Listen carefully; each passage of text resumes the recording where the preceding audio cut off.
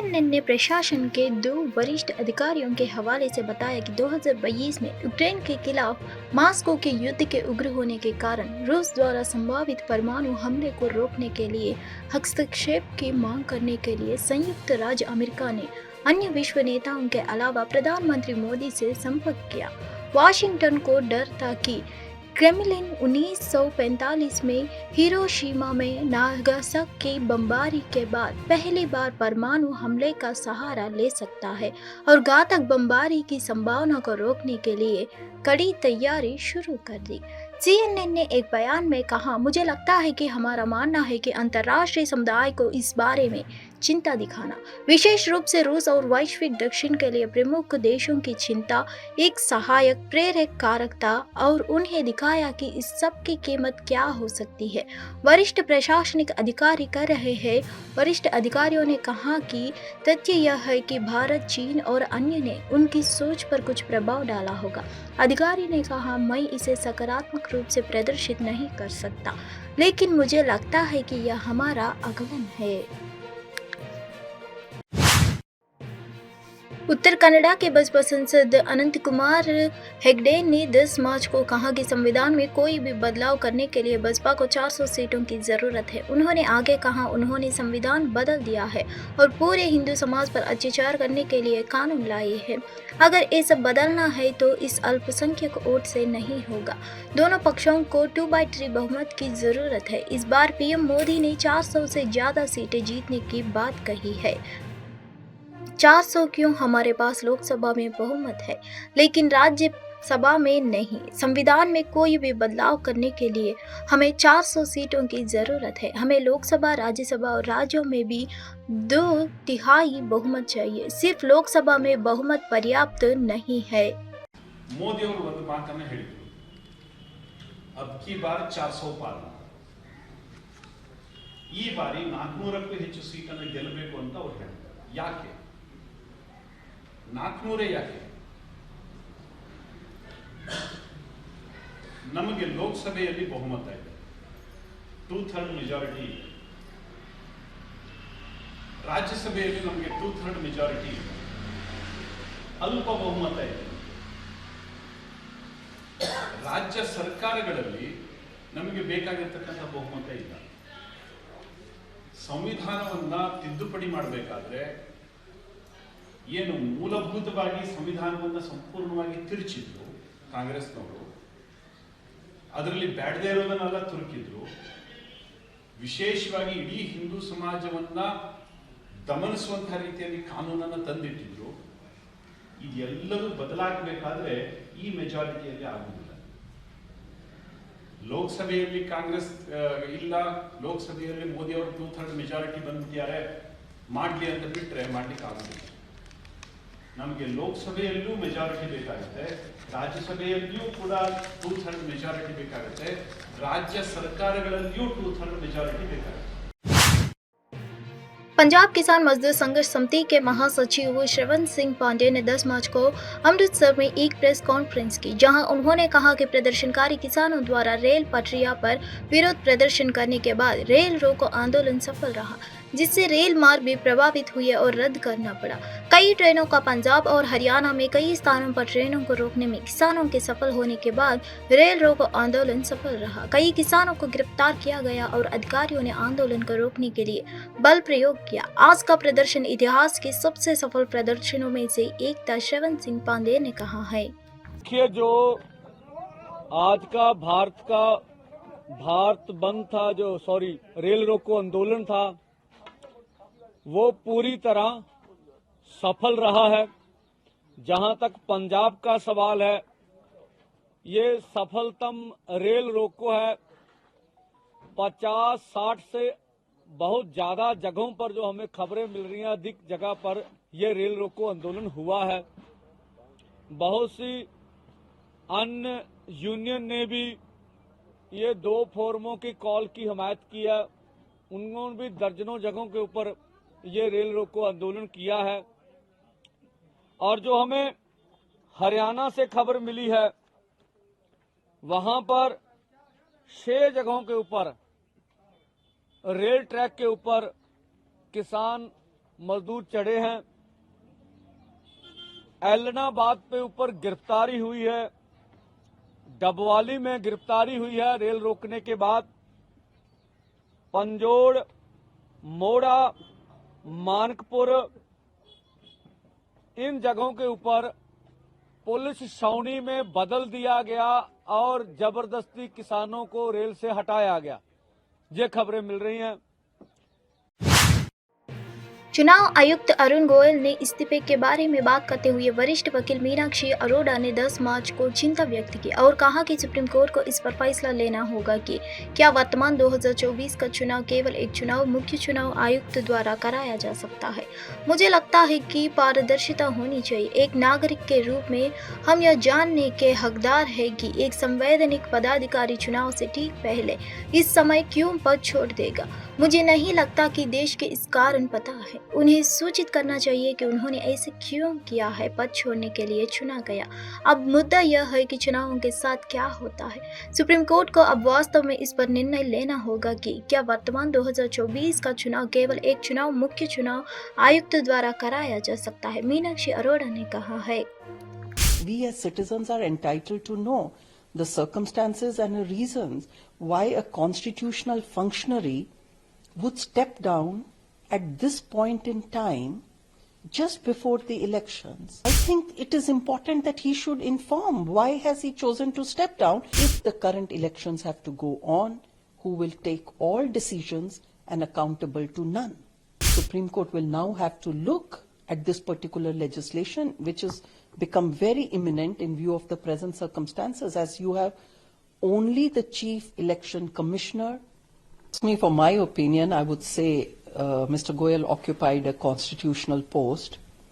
He has resigned just on the eve of declaration of elections because our Lok Sabha has to go in for an election. 5th June is the last date when otherwise the Lok Sabha will stand dissolved.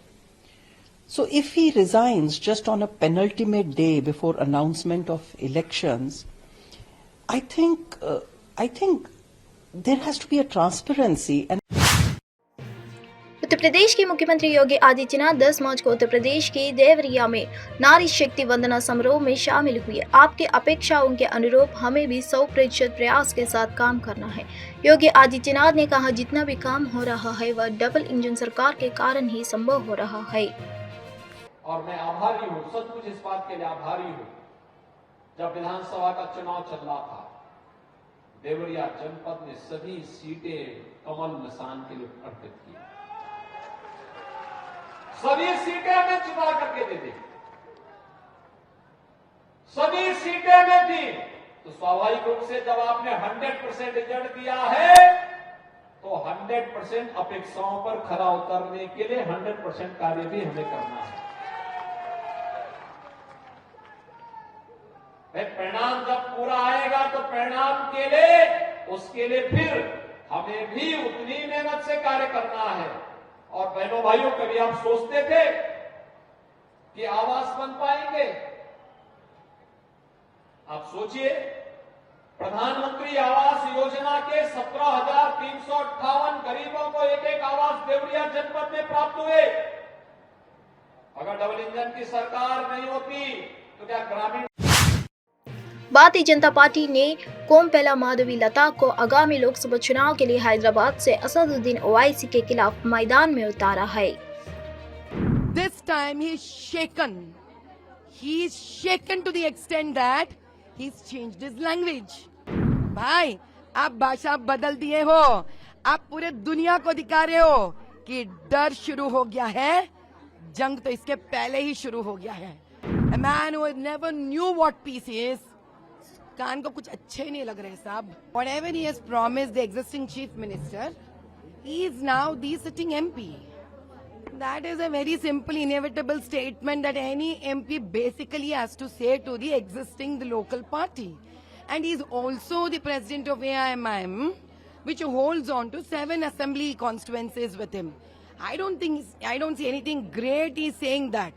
There are people, there are NGOs. Our Prime Minister Modi ji has been always telling you, we know that recently in his one simple visit here, 9,000 crores he has sanctioned Telangana state, irrespective not being in the state government here.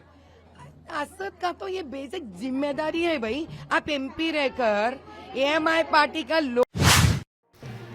AIMIM प्रमुख असदुद्दीन ओवैसी ने 10 मार्च को चुनाव आयुक्त अरुण गोयल के 9 मार्च को इस्तीफे के परिस्थितियों पर भाजपा के नेतृत्व वाले केंद्र से जवाब मांगा था।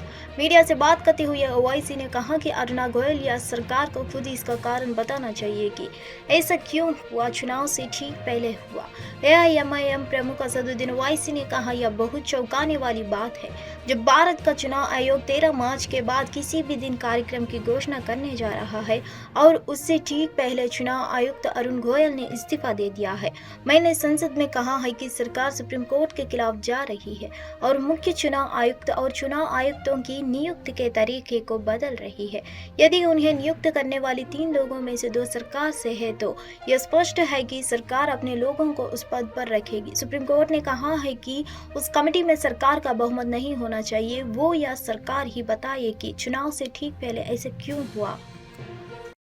ये बड़ा ताज्जुब है, ताज्जुब खेज वाक़या है, बड़ा ही शॉकिंग है कि इलेक्शन कमीशन ऑफ इंडिया अपना शेड्यूल जारी करने वाला है 13 तारीख के बाद कभी भी, और उससे चंद दिन पहले इलेक्शन कमिश्नर साहब गोयल साहब अपना इस्तीफ़ा पेश करते हैं।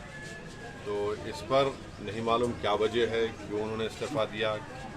और हमने मजलिस ने शुरू में ही हमने पार्लियामेंट में जब बिल लाया गया था चीफ इलेक्शन कमिश्नर के अपॉइंटमेंट का और इलेक्शन कमिश्नर का अपॉइंटमेंट का, मैंने खुलकर कहा था कि ये गलत तरीके से सुप्रीम कोर्ट के एक फैसले के खिलाफ जाकर हुकूमत चीफ इलेक्शन कमिश्नर और इलेक्शन कमिश्नर को अपॉइंट कर रही है। यानी एक तो प्राइम मिनिस्टर होंगे उसमें और दूसरी कमेटी के मेंबर होंगे एक मिनिस्टर और तीसरे जो है लीडर ऑपोजिशन होंगे।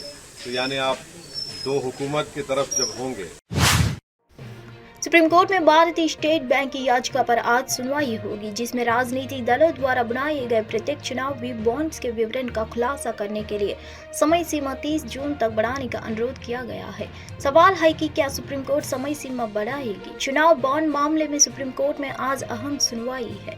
इस मामले के अलावा प्रधान न्यायाधीश DY चंद्रचूड़ की अध्यक्षता वाली पीठ एक अलग याचिका पर भी सुनवाई करेगा, जिसमें SBI के खिलाफ अवमानना कार्यवाही शुरू करने का अनुरोध किया गया है। चुनावी बॉन्ड मामले से जुड़ी इस याचिका का आरोप लगाया गया है कि SBI ने राजनीतिक दलों के मिल चंदे के विवरण निर्वाचन आयोग को 6 मार्च तक सौंपे जाने संबंधी शीर्ष अदालत के निर्देश की जानबूझकर अवहेलना की।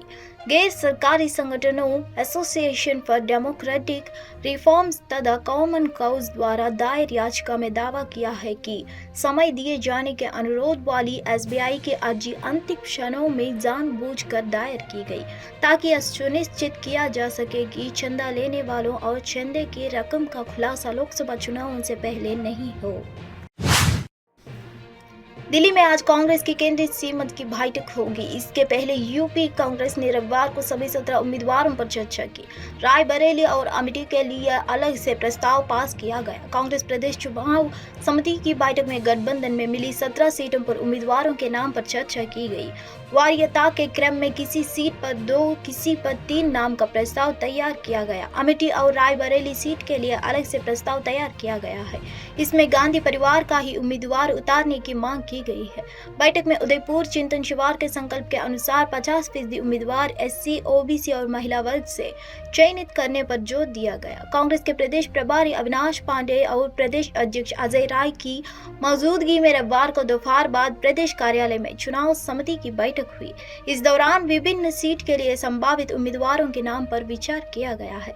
17 सीटों के समीकरण और चुनाव के लिए संभावित उम्मीदवारों की मतदाताओं की पकड़ आदि को लेकर भी विचार विमर्श किया गया है। अमेठी और रायबरेली से अभी तक किसी भी उम्मीदवार का नाम नहीं भेजा गया है। दोनों जिलों से आए स्थानीय नेताओं एवं कार्यकर्ताओं का प्रस्ताव राष्ट्रीय अध्यक्ष को भेजने का फैसला लिया गया है।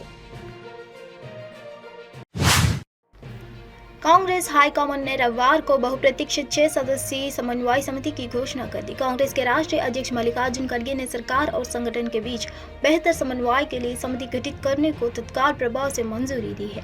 कांग्रेस के राष्ट्रीय महासचिव के.सी. वेणुगोपाल ने अनुसार समन्वय समिति में मुख्यमंत्री सुखविंदर सिंह सुक्खू, प्रदेश कांग्रेस अध्यक्ष प्रतिभा सिंह, उप मुख्यमंत्री मुकेश अग्निहोत्री के बाद पूर्व प्रदेश अध्यक्ष कौल सिंह ठाकुर, स्वास्थ्य मंत्री धनीराम शांडिल ने पूर्व मंत्री रामलाल ठाकुर को सदस्य बनाया गया है। राज्यसभा चुनाव के दौरान 6 कांग्रेस विधायकों की ओर से क्रॉस वोटिंग के बाद उनके विवाद के शांत करने के लिए हिमाचल और पर्यवेक्षकों ने सरकार और संगठन के बीच समन्वय बनाने के लिए समिति गठित करने का फैसला लिया था। 3 सदस्यों की घोषणा कर दी गई है। 3 सदस्यों की घोषणा कांग्रेस हाईकमान ने की है। बता दें कि कांग्रेस के प्रदेश इकाई के भीतर विभिन्न गुटों के साथ चर्चा के बाद पार्टी के 3 केंद्रीय पर्यवेक्षकों भूपेंद्र हुड्डा, भूपेश बघेल और डी.के. शिवकुमार ने इस समिति के गठन का प्रस्ताव रखा था। राज्यसभा चुनाव में कांग्रेस के कुछ विधायकों द्वारा भाजपा उम्मीदवार के पक्ष में मतदान करने के बाद से पार्टी को संकट का सामना करना पड़ रहा है। वहीं कांग्रेस के 6 विधायकों के क्रॉस वोटिंग के कारण कांग्रेस उम्मीदवार अभिषेक सिंह भी राज्यसभा चुनाव हार गए हैं। विधानसभा अध्यक्ष ने कांग्रेस के 6 बागी विधायकों को अयोग्य घोषित कर दिया गया है।